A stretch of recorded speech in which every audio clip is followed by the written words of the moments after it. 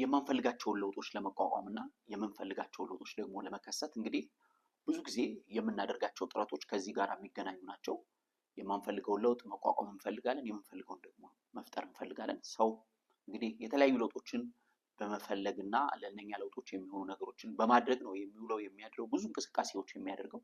ለውጦች በሚካሄዱበት ጊዜ ግን ጥንቃቄ ልናደርግላቸው ስለሚገቡ ሶስት ነገሮች ለመነጋገር እንግዲህ አንዱን አይተነዋል። ቅድሚያ የምንሰጠው ለምንድን ነው? ቅድሚያ መስጠት ያለብን ለውጥ ብዙ ጊዜ ሲከሰት መልስ ለመስጠት የሚሞክረው አእምሯችን ስለሆነ ለአእምሯችን ጥንቃቄ ማድረግ ያስፈልጋል በሚል እንግዲህ ተመነጋግረናል። በተለይ የ21ኛው ክፍለ ዘመን ከመረጃ ጋር የተያያዘ ስለሆነ መረጃ ደግሞ በቀጥታ የሚያገኙ አእምሯችንን ስለሆነ የተሳሳቱ መረጃዎች፣ አእምሮን የሚጎዱ መረጃዎች አእምሯችንን ይጎዳሉ። እንደዚሁም ደግሞ ጠቃሚ የሆኑ መረጃዎች ደግሞ አእምሯችን የተሻለ እንዲሰራ ያደርጋሉ። እንግዲህ በዓለም ዙሪያ ሰዎች ብዙ ጊዜ አእምሯቸው ነው ጥቃት ውስጥ የሚገባው። የ21ኛው ክፍለ ዘመን ወረርሽኝ የሚባላል እንግዲህ ዲፕሬሽን፣ ስትረስ የሚባሉ ነገሮች ብዙ በሽታዎችም ከዛው የሚመጡ ናቸው። በእነኛ ምክንያት በስትረስ በዲፕሬሽን ምክንያት የሚመጡ ናቸው።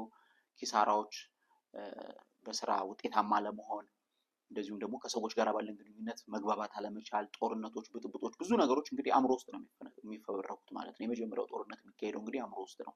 ሰው አእምሮውን በትክክል መግራት ከቻለ ብዙ ነገሮችን ብዙ ጥፋቶችን ማስቀረት ይችላል ተብሎ ይታሰባል።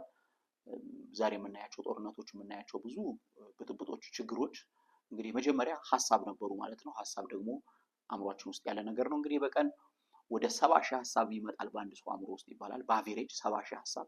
ምን ያህል ሀሳቦቹ ናቸው እንግዲህ ጠቃሚ ሀሳቦች የሚለው እያንዳንዳችን ራሳችንን ቁጭ ብለን በቀን ውስጥ እንግዲህ መገምገም ነው። ምን አይነት ሀሳቦችን ነው ሳስብ የዋልኩት ዛሬ?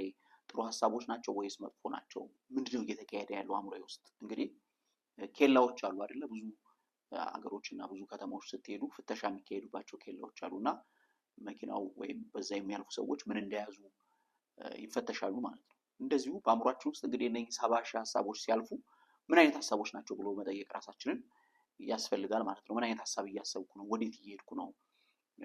ወዴት እያደግኩ ነው? ወዴትኛ ለውጥ እየሄድኩ ነው ብሎ ማሰብ። ብዙ ጊዜ ሰዎች ጊዜ የላቸውም ወዴት እየሄዱ እንደሆነ ሁሉ አያውቁም። ወደ ጥሩ ይሁን ወደ መጥፎ ይሁን ጊዜ ስለሌላቸው ቢዚ ነው በአሁኑ ጊዜ ሰው ቢዚ። እንግዲህ ስራ የሚፈልገው ለለውጥ የሚሆን ስራ በዝቶ ሳይሆን አንዱ ገና አረፍ እንዳለን እንግዲህ እንዳለ ከ24 ሰዓት ውስጥ አብዛኛውን ሰዓታችንን ሶሻል ሚዲያ ይዞታል ማለት ነው። ስልካችን ላይ ነው የምንጣደው። ስለዚህ እነሱን ገታ አድርጎ ቢያንስ የተወሰነ ደቂቃ ራሳችንን የምንሰማበት ራሳችንን የምንገመግምበት ነገር በቀን ያስፈልጋል። እንግዲህ የመጀመሪያው ቪዲዮአችን ላይ ከለውጥ ጋር በተያያዘ ቅድሚያ የምንሰጠው ለምንድን ነው የሚለውን እሱን ማየት ይቻላል። አሁን ደግሞ የምናወራው ምን አይነት ላይፍ ስታይል ነው የምንከተለው? እንግዲህ ላይፍ ስታይላችን ማለት የአኗኗር ዘይቤያችን ምን አይነት ነው? በዘፈቀደ ነው የምንኖረው ወይስ የሆነ ላይፍ ስታይል አለ? ላይፍ ስታይላችን የሚናገረው ባይዞ ቫልዩ የምንሰጠውን ነገር ነው። ለምን ቫልዩ እንሰጣለን የሚለውን ነገር መልስ ለማግኘት ስንሞክር እንግዲህ የምናገኘው ምን አይነት ላይፍ ስታይል ትከተላለህ የሚለውን። አንዳንድ ሰዎች እኔ የምከተለው ላይፍ ስታይል እንደዚህ አይነት ነው፣ ለምሳሌ ከሚከተሉት ሃይማኖት አንጻር ላይፍ ስታይላቸውን የሰሩ ሰዎች አሉ። አብዛኛው ግን ሰው ላይፍ ስታይል የለውም፣ ዝም ብሎ ነው የሚኖረው፣ በዘፈቀደ ነው የሚኖረው ማለት ነው። ምን እየተካሄደ እንዳለ አያውቅም። እንግዲህ ያለ ላይፍ ስታይል ወይም አኗኗር ዘይቤ ሳይኖረን ህይወታችንን መምራት ልክ ማስተር ፕላን እንደሌለው ከተማ ማለት ነው። ፕላን የሌለው ከተማ አይታችሁ ከሆነ አንደኛ ውበት የለውም፣ ሁለተኛ ለመጠገን እንኳን ሲፈለግ በቃ የሚፈርሰው 10 ቦታ ነው ማለት ነው። ብዙ ነገር ነው። እንግዲህ ፕላን የሌላቸውን ከተሞች ማየት ትችላላችሁ ምን ያህል መከራ እንደሚያሳልፉ። መብራት ኃይል መጥቶ እዛ ጋር ይቆፍራል፣ ቴሌ መጥቶ እዛ ጋር ይቆፍራል። ከዛ ደግሞ ሌላው ደግሞ ውሃ ልማት መጥቶ እዛ ጋር ይቆፍራል እንደሚባለው አይነት ማለት ነው። በጣም ግራ የተጋባ አይነት ከተማ ነው የሚሆነው ማለት ነው፣ ማስተር ፕላን የሌለው ከተማ። ዘ ሴም ቲንግ ላይፍ ስታይል የሌለው ወይም የአኗኗር ዘይቤ የሌለው ህይወትም እንደዛው ነው። 10 ቦታ ሲቆፍር ጠብ ሲል ሲደፍን እንደዚህ አይነት የጊዜን በጥገና የመጨረስ አይነት ነገር ነው የሚታየው ማለት ነው። በቃ በጣም እድገት የማይመጣበት ህይወት አይነት ነው ማለት ነው ይሄ በዘፈቀደ የሚኖር ህይወት። ከዛ በዘፈቀደ ደግሞ የሚኖር ከሆነ ሰው የዘፈቀደ የሆኑ ህመሞች ያጋጥሙታል፣ ላይፍ ስታይሉ ይባላል፣ ብዙ ነገሮች ይበላሻሉ ማለት ነው። ብቻ ምን እየሆነ እንደሆነ ሁሉ ማወቅ አይችልም ማለት ነው። ሰውየው ህይወትን በንቃት እየኖረ አይደለም ማለት ነው። ስለዚህ ምን አይነት ላይፍ ስታይል ነው? ምን አይነት የአኗኗር ዘይቤ ነው የምከተለው? በጣም ዋጋ የምሰጠው ለምንድን ነው? ቫልዩዎቻችን በዛውም የሚታዩት ለዛ ነው። ለምሳሌ ዲሲሽን የሆነ ውሳኔ የሚያስፈልገው ነገር በህይወታችን ላይ በሚመጣበት ጊዜ ከምንከተለው ላይፍ ስታይል አንጻር ነው። ዲሲሽኑን የምናካሄደው ማለት ነው። ለምሳሌ ገንዘብ እፈልጋለሁ ግን ጤናዬን ጥያቄ ውስጥ የሚያስገባ የገንዘብ አግሪመንት ውስጥ አልገባም። ገንዘብ እፈልጋለሁ ግን ቤተሰቤን ችግር ውስጥ የሚያስገባ አልገባም። እንደዚህ የምንላቸው ላይፍ ስታይላችን ብዙ ነገሮችን አመጣጥሞ የሚሄድ ከሆነ ማለት ነው። እንግዲህ ብዙ ሰው ላይፍ ስታይል የለውም፣ ግን በአሁኑ ጊዜ በጣም ብዙዎች የሚመክሩት የላይፍ ስታይል አይነት ባላንስድ ላይፍ ስታይል ይባላል። ላይፍ ኢዝ ኦል አባውት ባላንስ፣ ህይወታችንን ባላንስ አድርገን መኖር የሚባል ነገር። እንግዲህ የመጀመሪያው በማግኘትና በማጣት መካከል ባላንስ ማድረግ፣ በሀዘንና በደስታ መካከል ባላንስ ማድረግ፣ በመከበርና በመዋረድ መካከል ባላንስ ማድረግ።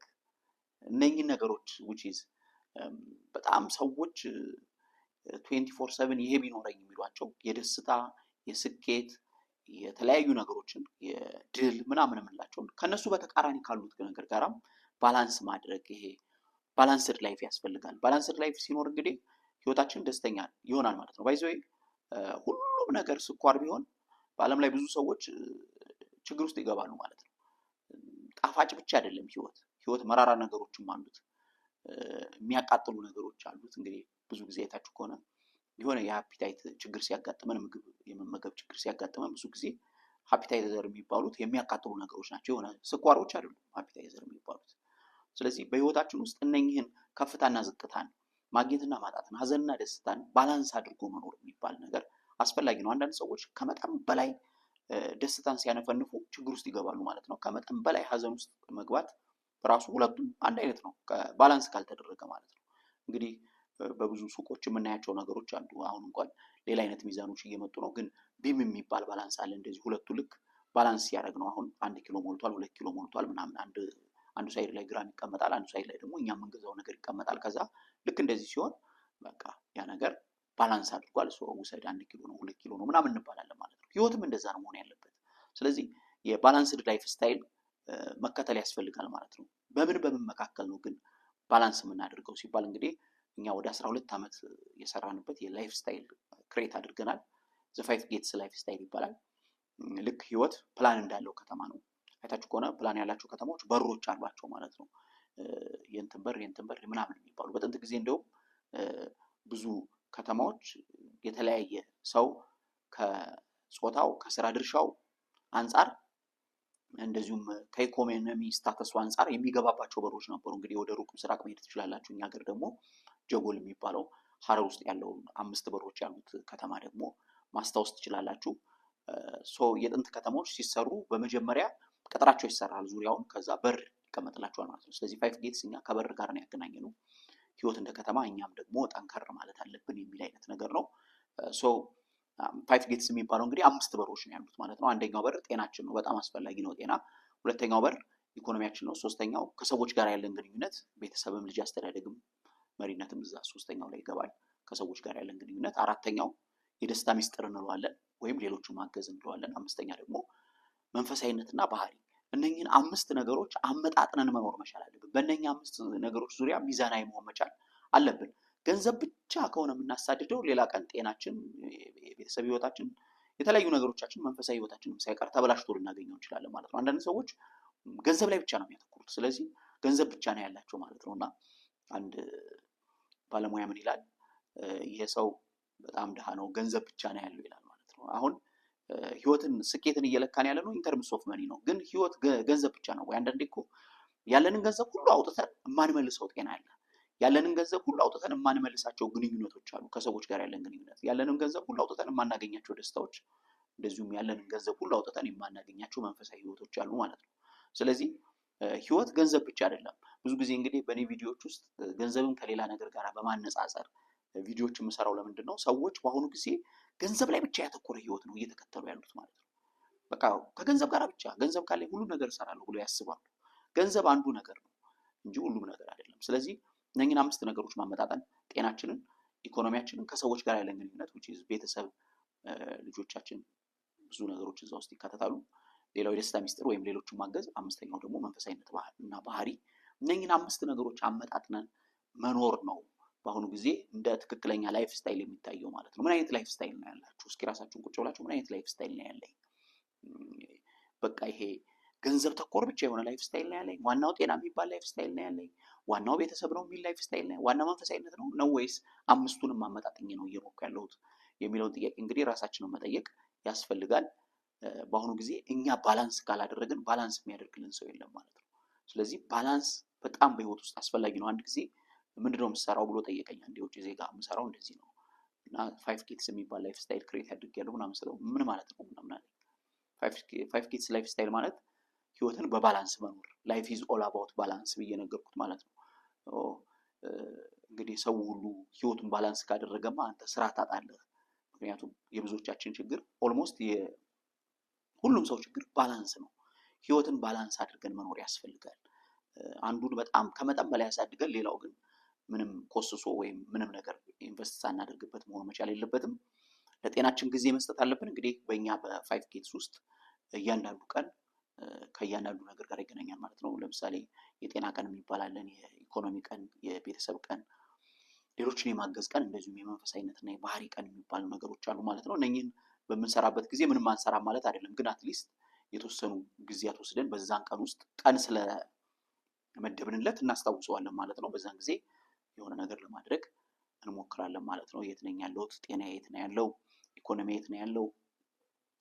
የቤተሰብ ህይወት የት ነው ያለው? መንፈሳዊ ህይወቴ እንደዚሁም ሌሎችን እያገዝኩ ነው ወይስ ዝም ብዬ ለራሴ ብቻ እየኖርኩ ነው የሚሉትን ነገሮች ኢቫሉዌት የምናደርግበት ህይወት መለካት መቻል አለበት። በአመት አንዴ እንኳን እንግዲህ ተሽከርካሪዎቻችን ቦሎ የሚባል ምርመራ አላቸው። የቦሎ ምርመራ ይካሄዳል መኪናውን ጤንነት ለማወቅ። እኛ ደግሞ ከመኪና እንበልጣለን። በአመት አንዴ ኦዲት ያደርጋሉ መስሪያ ቤቶች። ብዙ ነገሮች ይካሄዳሉ፣ የራስን የመለካት ነገሮች ይካሄዳሉ ማለት ነው። እኛ ግን ራሳችንን አንለካም። በአመት አንዴ ቢያንስ ሙሉ ምርመራ ማድረግ ጥሩ ነው። ቀድሞም ለመከላከል ጤንነታችን ላይ ገና ስር ሳይሰዱ አንዳንድ በሽታዎችን መከላከል ይቻላል። እንዴት ነው? በኢኮኖሚ እያደግኩ ነው ወይስ እያሽቆለቆልኩ ነው? እሱም ኢቫሉዌሽን ይፈልጋል። የቤተሰብ ህይወቴ እንዴት ነው? ሲበተን ነው ወይ ቤተሰቤ ችግሩ ሲገባ፣ ትዳሬ ሲፈርስ ወይም ልጆቼ ከተበላሹ በኋላ ነው ወይ የማውቀው? ኮንሺየስሊ መኖር ይፈልጋል። እንግዲህ የአሁኑ ዘመን በንቃት መኖር ይፈልጋል። በጣም ንቃት የሚያስፈልግበት ጊዜ ነው። ነቅተን መኖር ያስፈልጋል። ምን አይነት ላይፍ ስታይል ነው የምንከተለው በሚል ሀሳብ እንግዲህ ላይፍ ስታይላችሁን ማወቅ ያስፈልጋል። ከዛ የማይጠቅሙን ነገሮች በራችንን እንዘጋለን ማለት ነው። የጤና ጥቃቶች ሲመጡ ለጤና የማይጠቅሙ ነገሮች ሲሆኑ ያንን ነገር ይሄን ነገር አልፈልገውም ብለን ኮሚኒኬሽናችንን የሚጎዱ አሁን ወደኛ የሚመጣው ነገር ይጥቀም ይጉዳ አናውቅም። ምክንያቱም ላይፍ ስታይል ስለሌለ ማለት ነው። ወይም በር የሌለው ከተማ እንግዲህ ታውቃላችሁ፣ ሁሉም ሰው ነው የሚገባው። ቤታችን በር ባይኖረው ሰዎች በሳሎናችን ገብተው በመኝታ ቤት አልፈው ምናምን ወደ ሌላ አቅጣጫ ሊሄዱ ይችላሉ ማለት ነው። መንገደኛ የሚረመርመው አይነት ህይወት ወይም መንገደኛ የሚረማመድበት አይነት ህይወት አያስፈልገንም። ላይፍ ስታይል አላችሁ ማለት ሰዎች እናንተ ማወቅ ይጀምራሉ። እሱ እንደዚህ አይፈልግም፣ እንደዚህ አያደርግም፣ ይሄ አይመቸውም ማለት ይጀምራሉ። የሆነ ቅርጽ አላችሁ ማለት ነው እንጂ የመጣ ሰው ሁሉ ያመጣውን ሀሳብ እየተቀበልን መኖር የለብንም። ላይፍ ስታይላችንን ማወቅ መቻል አለብን። ምን አይነት ላይፍ ስታይል ነው የምከተለው? ቫሊዎቼ ምንድን ናቸው? ምን አይነት እሴት ነው ያለኝ? ለምንድን ነው ዋጋ የምሰጠው? አሁን ዝም ብለን ከሆነ የምንኖረው ሰዎች አያውቁንም። ከዛ ግጭት ውስጥ እንገባለን ማለት ነው። ባውንደሪ ማስመር የሚቻለው ራሱ ከላይፍ ስታይል ካለ ነው። ባውንደሪ ማስመር የሚቻለው እኔ ዲስሪስፔክት መቋቋም አልችልም። ዛት ኢዝ ማይ ላይፍ ስታይል ኢዝ ከሪስፔክት ጋር የተያዘ ነው ማለት ነው። ስንፍና አይመቸኝም ከሆነ ላይፍ ስታይል ነው እሱ ራሱ። የሆነ ላይፍ ስታይል መፍጠር ያስፈልጋል።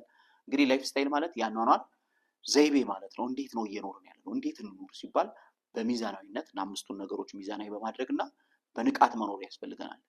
ንቃት የታከለበት ላይፍ ስታይል ያስፈልገናል። እንግዲህ ላይፍ ስታይል ሲባል ብዙ ጊዜ ሰዎች ከልብስ ጋራ በተለይ ያው ላይፍ ስታይል ምናምን ሲባል ትዝ የሚላቸው ታዋቂ ሰዎች ስለሆኑ ከሱ ጋር ያያይዙታል። ግን ሁሉም ሰው ላይፍ ስታይል ሊኖረው ይገባል። የአመጋገብ ላይፍ ስታይሎች አሉ። ለምሳሌ አንዳንድ ሰው እኔ ስጋ ተመጋቢ አይደለሁም ቬጂቴሪያን ነኝ ሊል ይችላል። ይሄ እንግዲህ ከሰውነታችን ጋር የሚሄደውን ነገር መምረጥ ማለት ነው። አለባበሳችንም ዘሴም ከሰውነታችን ጋር የሚሄደውን ነገር፣ ኮሚኒኬሽናችንም ዘሴም ከኛ ጋር የሚሄድ ነገር። እያንዳንዱ ሰው እንግዲህ አሻራው እንደሚለያይ ለሱ ህይወት ፊት የሚያደርገውና አንፊት የሚያደርገው ይለያያል። ለሱ ህይወት ተስማሚ የሆነውና ተስማሚ የማይሆነው ይለያያል ማለት ነው። መለየት ያስፈልጋል። አንድ ሰው የሆነ ነገር ስላደረገ እኔ ማድረግ ያለብኝ ግዴታ ማለት የለብንም። ህይወታችንን በኮምፒቲሽን ሳይሆን መምራት ያለብን ህይወታችንን ከሚስማማንና ከሚያምርብን ነገር አንጻር መምራት ያስፈልጋል ማለት ነው። እንግዲህ በአሁኑ ጊዜ ግር ብሎ ሰው የሚፈልገው እንደዚህ አይነት ነው እንዲህ አድርግ እንባላለን። ራሳችንን ወደ ማጣት፣ አይደንቲቲያችንን ወይም ማንነታችንን ወደ ማጣት፣ የማንነት ቀውስ ውስጥ ወደ መግባት እንመጣለን ማለት ነው። ስለዚህ ላይፍ ስታይል ማለት አለባበስ ብቻ አይደለም፣ ወይም የሆኑ ሴሌብሪቲዎችን መከተል አይደለም። የእሱ አይነት ልብስ መልበስ፣ የእሱ አይነት ነገር ማድረግ፣ የእሱ አይነት መኪና መግዛት፣ የእሱ አይነት ቤት ምናምን ማለት አይደለም። እሱም ጥሩ ነው፣ ግን ከሱ የሚቀድሙ ነገሮች አሉ። ቫሊዩ የምንሰጠው ለምንድን ነው? ከተፈጠርንለት ዓላማ አንጻር እንግዲህ ሰው በፐርፐዝ ነው የተፈጠረው። ዝም ብሎ ቤተ ሙከራ እንዲሆን አይደለም የተፈጠረው ማለት ነው። ስለዚህ የተፈጠርኩት እኔ ለምንድን ነው? ከዛ ከተፈጠርኩለት ዓላማ አንጻር የሚሆን ላይፍ ስታይል መከተል። አንዳንድ ሰዎች ለምሳሌ ክርስቲያን ነኝ እኔ የክርስቶስን ላይፍ ስታይል ነው የምከተለው ምናምን ይላሉ። የፍቅር ላይፍ ስታይል ነው የምከተለው፣ ጥላቻ ብዙ አላስተናግድም፣ ይቅር ማለት ነው የምከተለው። ይሄ ላይፍ ስታይል ነው ማለት ነው። ስለዚህ እኛ ምን አይነት ላይፍ ስታይል ነው የምንከተለው? እንግዲህ በጥንት ጊዜ ሰዎች ላይፍ ስታይላቸውን ለመለየት በጣም ብዙ ነገሮቻቸው ይታወቃል ማለት ነው። ለምሳሌ ሲጸልዩ ይታወቃል። የክርስቶስ ተከታዮች የሆኑ ለምሳሌ ክርስቶስን ጸሎት እንዲያስተምራቸው ደቀ መዛሙርቶቹ ሲጠይቁት ምንድን ነው ያሉት? ዮሐንስ ደቀ መዛሙርቱን እንዳስተማረ እኛም እንጸልይ ዘንድ አስተምረን ነው ያሉት ማለት ነው። ስለዚህ አንድ ደቀ መዝሙር ወይም ማንን እንደሚከተል ምን አይነት ላይፍ ስታይል እንደሚከተል የምታውቁት በጥንት ጊዜ በሚጸልየው ጸሎት ነው ማለት ነው። ስለዚህ የክርስቶስ ላይፍ ስታይል ነው የምከተለው ካለ አንድ ሰው ከጸሎቱ ጀምሮ አንድ አይነት ይሆናል ማለት ነው።